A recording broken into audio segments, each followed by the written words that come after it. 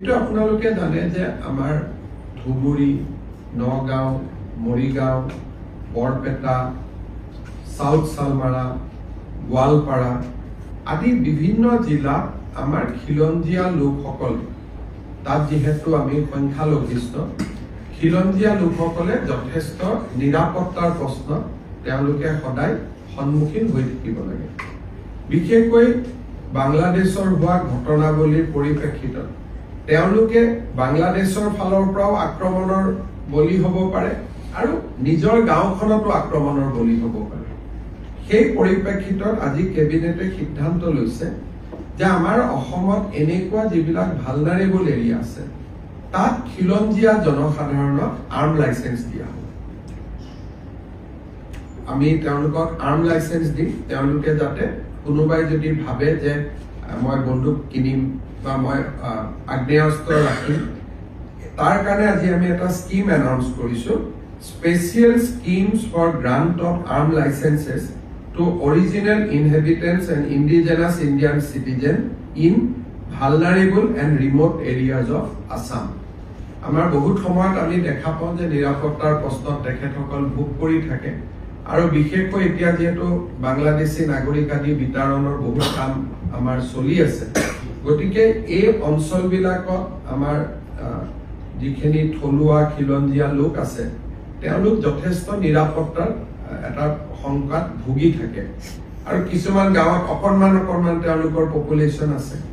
ক'ৰবাত ধৰক মই এতিয়া নিজে জানো যে বাঘবৰ জনিয়াৰ ভিতৰত এখন গাঁৱত কৰবাত 500 ঘৰ মানুহে বাকী আছে আৰু কোনো নাই। গতিকে এতিয়া সেই মানুহখিনিৰ কোনোবাই যদি চৰকাৰে বন্দুকটো কিনি নিদিয়ে কিন্তু কোনোবাই যদি লাইসেন্স বিচাৰে আমি তেওঁলোকক উদাৰভাৱে লাইসেন্স দিম যাতে তেওঁলোকে নিজৰ ৰক্ষণাবেক্ষণ কৰিব পাৰে। এইটো এটা সেই অঞ্চলৰ মানুহৰ বহুদিনীয়া এটা অনুৰোধ আৰু দাবী আছিলে। ইয়াৰ ফলত ঢিং, ৰূপহী, লাহৰীঘাট এই অঞ্চলবিলাকৰ পকেটত যিবিলাক আমাৰ অসমীয়া মানুহ এতিয়াও আছে তেওঁলোকে সদায় ভয়ত জাগাখিনিৰ পৰা ওলাই আহিব লাগে, মাটি বাৰী বিক্ৰী কৰি ওলাই আহিব লাগে।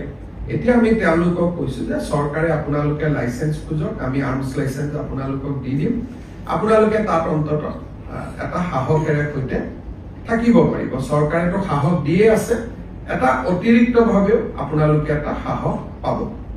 এই এটা সিদ্ধান্ত আজি কেবিনেটে খুব এটা ইম্পৰ্টেণ্ট মাইলষ্টন।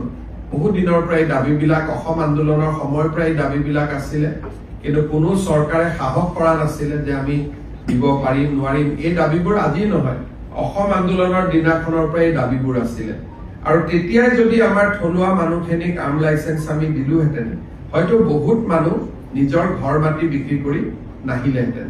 আজি কেবিনেটে যিটো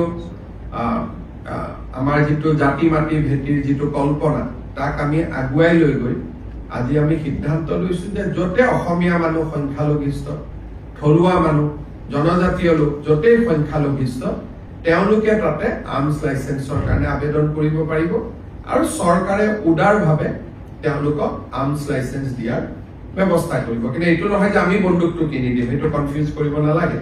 আমি কাকো বন্দুক কিনি নিদিওঁ, কিন্তু কোনোবাই যদি আৰ্মছ বিচাৰে তেতিয়াহ'লে আমি তেওঁলোকক আৰ্মছ আমি দিয়াৰ ব্যৱস্থা কৰিম।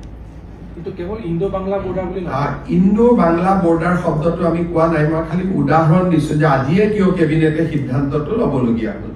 কিন্তু উত্তৰটো হ'ল যে ভালনাৰেবল এণ্ড ৰিম'ট এৰিয়া। গতিকে ৰিম'ট এৰিয়া বুলি ক'লে সাউথ সালমাৰা পৰি গ'ল, ভালনাৰেবল এৰিয়া বুলি ক'লে যদিও ৰিম'ট নহয়, ঢিং ৰূপহীৰ অসমীয়া মানুহখিনিৰ কাৰণে এইটো ভালনাৰেবল এৰিয়া হৈ গ'ল। গতিকে দুটা ক্ৰাইটেৰিয়া কৰা হৈছে, এটা ভালনাৰেবল আৰু এটা ৰিম'ট, দুটা ক্ৰাইটেৰিয়া।